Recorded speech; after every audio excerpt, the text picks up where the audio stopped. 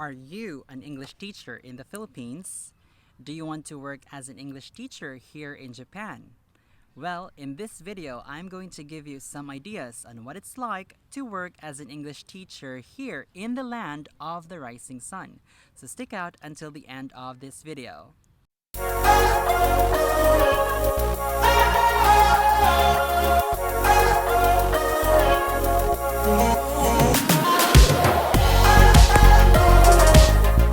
Hello, I'm Franz, the frustrated itinerant.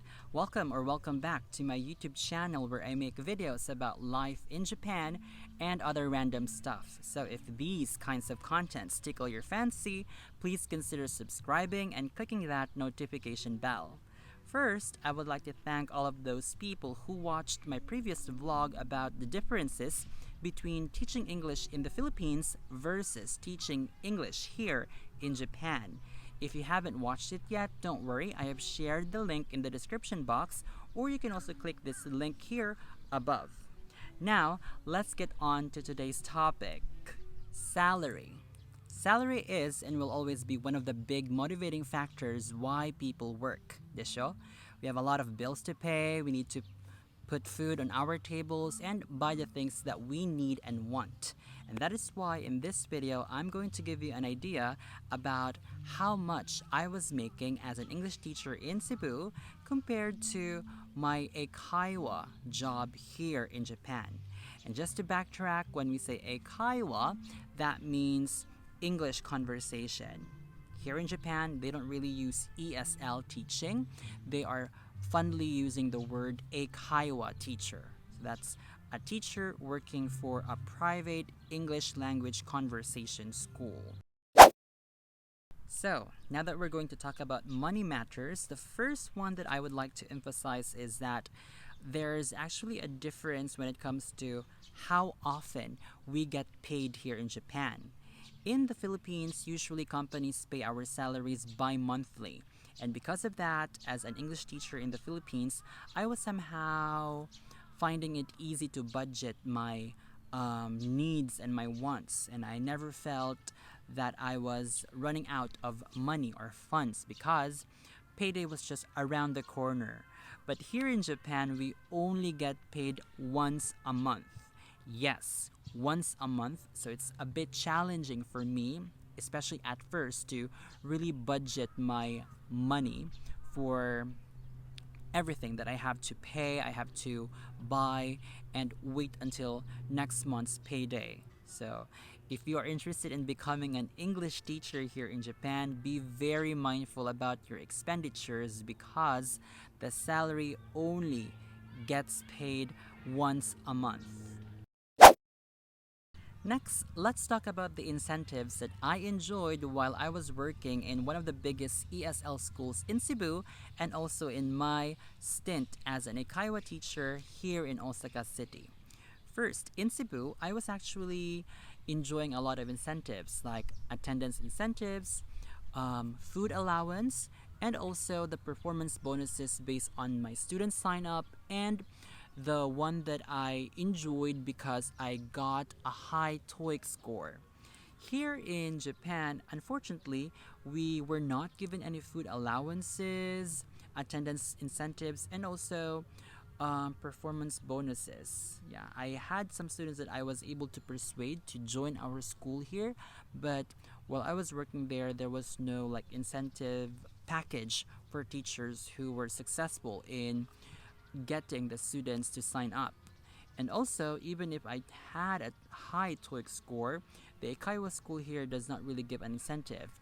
But what I noticed here in Japan, most companies offer commuting allowances to their employees, which I think is a good thing because workers or employees don't have to allot money for commuting from their personal money or from their net income. So I really think it's a big help for commuters who go to work by public transport, of course.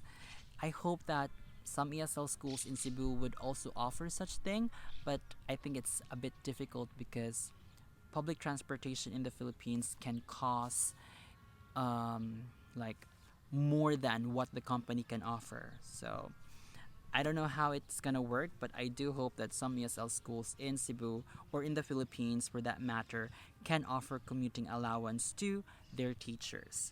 Also, let me just take a look at the notes that I have here. In Japan, in the Eikaiwa school that I used to work for, I had this benefit of having unemployment insurance, where it was paid, half of it was paid from my income, and also half was taken from the company. This unemployment insurance is actually a good thing. It's like a buffer in case I lose my teaching job. Maybe the school closes down or I will be terminated. So this money that I have been paying since I started working for that school will be used as my funds while I am still searching for a new job. So yes, those were just some of the few incentives that, or some of the benefits that I was getting aside from the salary. Now, let's talk about the salary difference. In Cebu, I had a fixed daily pay. However, the monthly income was still low.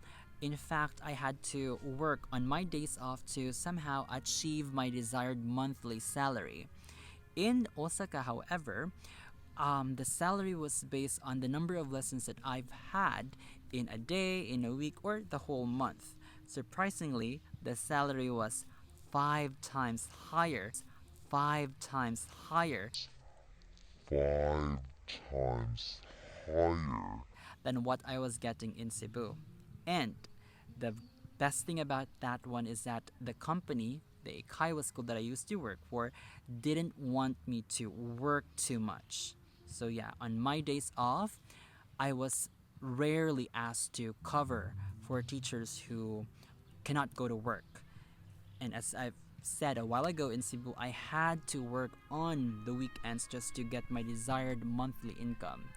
Here in Japan, it's a bit um, laid back, and I had my days off, but the salary was again 5 times higher than what I was getting. So that's a really big motivating factor. That's why it's really, how do I say, it's really good for um, English teachers to experience what it's like to work here once the pandemic is over.